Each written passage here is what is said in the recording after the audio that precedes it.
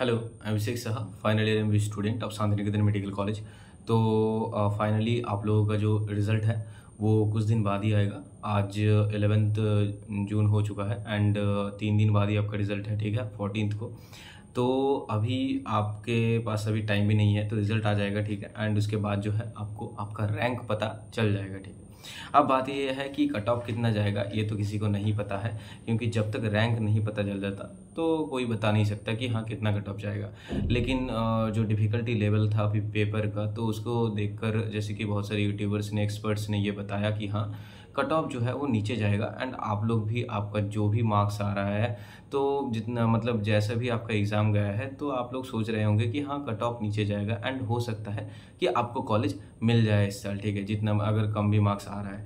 तो जब तक कि अभी जो है रैंक नहीं आ जाता तो कोई बता नहीं सकता कि हाँ कितना जाएगा कट ऑफ, ओके। तो अभी जैसे आपको पता ही होगा कि हर साल जो ऑल इंडिया रैंक जो जाता है कट ऑफ वेस्ट बंगाल में, वो लगभग 40,000 के आसपास, मतलब 40,000 तक अगर आपका ऑल इंडिया रैंक आता है तो जनरल कैटेगरी से अगर आप बिलोंग करते हो तो आपको एक कॉलेज मिल जाता है, ठीक है। और बाकी अगर अलग कोई कैटेगरी से बिलोंग करते हो, ओबीसी या फिर ईडब्ल्यूएस, एससी, एसटी, तो उन लोगों का कट ऑफ थोड़ा कम रहता है। लेकिन एससी, एसटी और ईडब्ल्यूएस का कट ऑफ कुछ ज़्यादा ही कम जा रहा है पिछले 2-3 सालों से, ठीक। तो और एससी का कट ऑफ तो ऐसे ही कम जाता है, एसटी का तो उसको तो छोड़ ही दो। ईडब्ल्यूएस का कट ऑफ जो है तो कुछ 2-3 सालों से ये थोड़ा घट रहा है, मतलब नीचे जा रहा है बहुत। तो जैसे कि पिछले साल का अगर मैं बताऊं तो पिछले साल का कट ऑफ आपको पता ही होगा कि मार्क्स बहुत ही ज़्यादा मतलब जो है ऊपर गया था एंड 636 तक कट ऑफ गया था, जिससे कि मतलब बहुत ज़्यादा हैरानी हुई थी। बहुत सारे स्टूडेंट जिन लोगों को लग रहा था कि उन लोगों को 580-90 में कॉलेज मिल जाएगा, तो उन लोगों को कॉलेज नहीं मिला था। एंड आई थिंक इस साल ऐसा कुछ नहीं होगा, इस साल जो है कट ऑफ बहुत ही नीचे जाएगा। तो कितना नीचे जाएगा ये तो हम लोगों को 2 दिन बाद पता चल ही जाएगा, तो उसको अभी छोड़ दो। अभी बात यह है कि हाँ कट ऑफ जो है वो 40,000 के आसपास रहेगा जनरल कैटेगरी का, और ओबीसी का भी मानो आप ओबीसी ए का 43,000 44,000 के आसपास रहता है, ओबीसी बी का 50,000 के आसपास अगर ऑल इंडिया रैंक आता है, ओबीसी बी कैटेगरी से आप बिलोंग करते हो तो फिर आपको मिल जाएगा।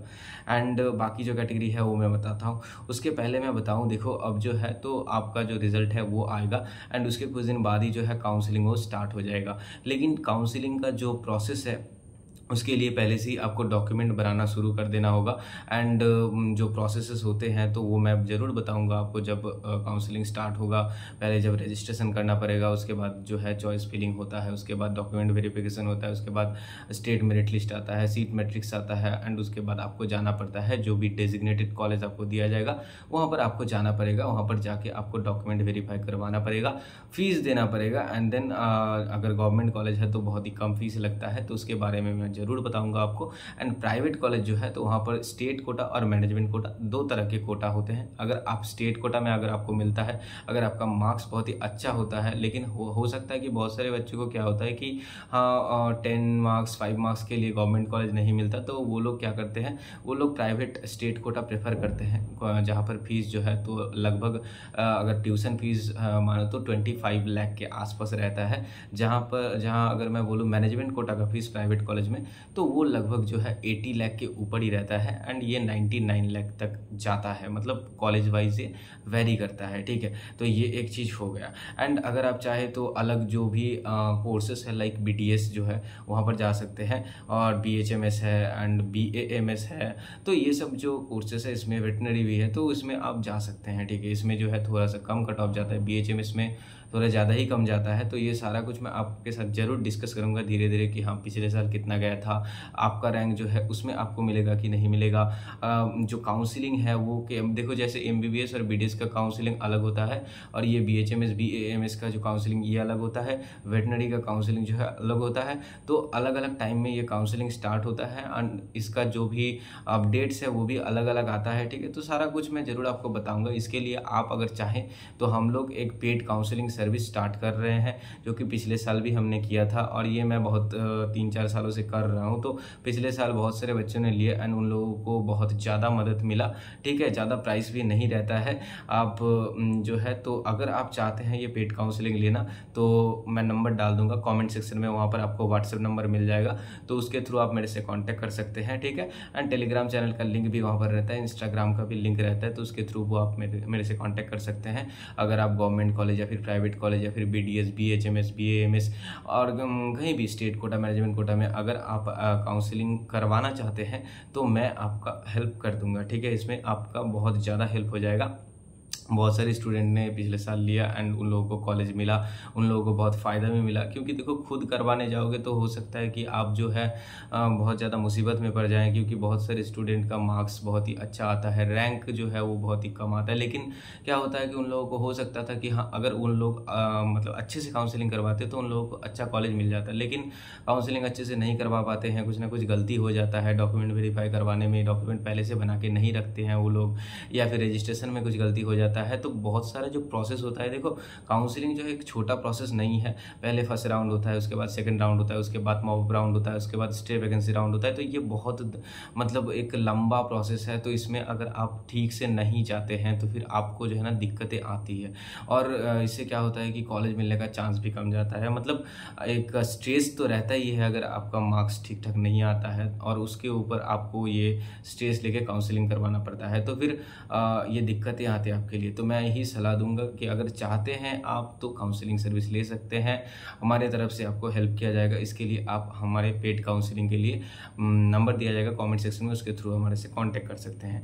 बाकी जैसे मैंने बताया कि OBC B के लिए 50,000 तक, EWS का कट ऑफ जैसे कि मैंने बताया कि बहुत ही कम जा रहा है। एंड पिछले साल अगर मैं बताऊं तो जिसका रैंक 1 लाख था ना, उसको भी EWS जो कैटेगरी है उसको कॉलेज मिल गया। जैसे कि मानो EWS का जो है फर्स्ट राउंड में जो कट ऑफ गया वो बहुत ही आपको पता है, मतलब जैसे लग रहा है कि बहुत ही कम गया, एंड 580 इसका मार्क्स आया था उसको भी मिल गया। लेकिन सेकंड राउंड में कट ऑफ जो है ना ये बढ़ गया। क्यों इंक्रीज हुआ? क्योंकि बहुत सारे बच्चों ने जो EWS कैटेगरी के थे तो वो मतलब काउंसलिंग में बैठे ही नहीं थे, ये सोच के कि EWS का कट ऑफ इतना कम तो जाएगा ही नहीं, तो उसने पढ़ना स्टार्ट कर दिया एंड काउंसलिंग में नहीं बैठा। तो ये जो गलतियाँ है ना, ये सब गलतियाँ करने से क्या होता है कि आपको कॉलेज मिल सकता था, लेकिन आपका जो 1 साल बर्बाद, 1 साल क्या देखो हो सकता है कि इस साल आपको कॉलेज मिल जाएगा, लेकिन ऐसा हुआ कि काउंसलिंग की वजह से आपको कॉलेज नहीं मिला, अगले साल भी आपका एग्ज़ाम अच्छा नहीं हुआ एंड उसके अगले साल भी नहीं हुआ। तो ऐसा नहीं है ना कि हर साल आपका एग्ज़ाम अच्छा ही जाएगा, ठीक है। तो अगर आपका मार्क्स अच्छा आ रहा है,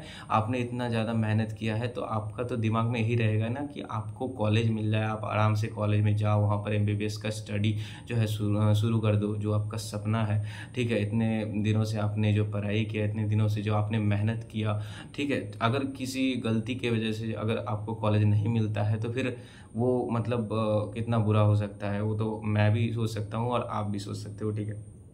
बाकी अगर SC कैटेगरी से बिलोंग करते हो तो SC कैटेगरी का कट ऑफ जो है 1,55,000 तक गया था। तो इस बार पता नहीं 1,55,000 में कितना मार्क्स रहेगा, तो वो हम लोग ज़रूर देखेंगे।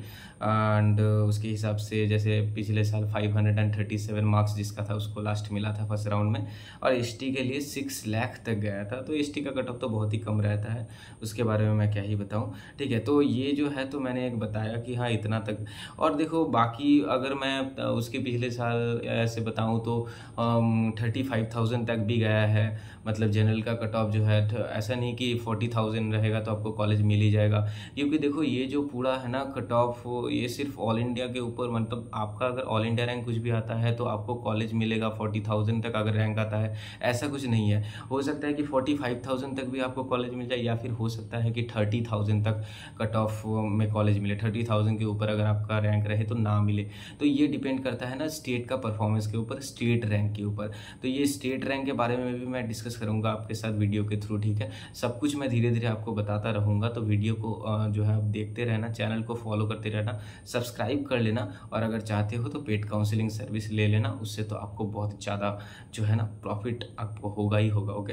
तो अभी जैसे मैंने बताया तो स्टेट मेरिट लिस्ट और स्टेट का जो परफॉर्मेंस होता है तो उसके ऊपर ही डिपेंड करता है कि हाँ कितना जो है कट ऑफ जाएगा, ऑल इंडिया रैंक कितने पर लास्ट कॉलेज मिलेगा। मिलेगा, ठीक है। तो अभी जो है काउंसलिंग पहले स्टार्ट होगा एंड उसके बाद जो है पहले ऑल इंडिया कोटा का काउंसलिंग स्टार्ट होगा एंड उसके बाद ही जो है स्टेट कोटा का काउंसलिंग स्टार्ट होता है।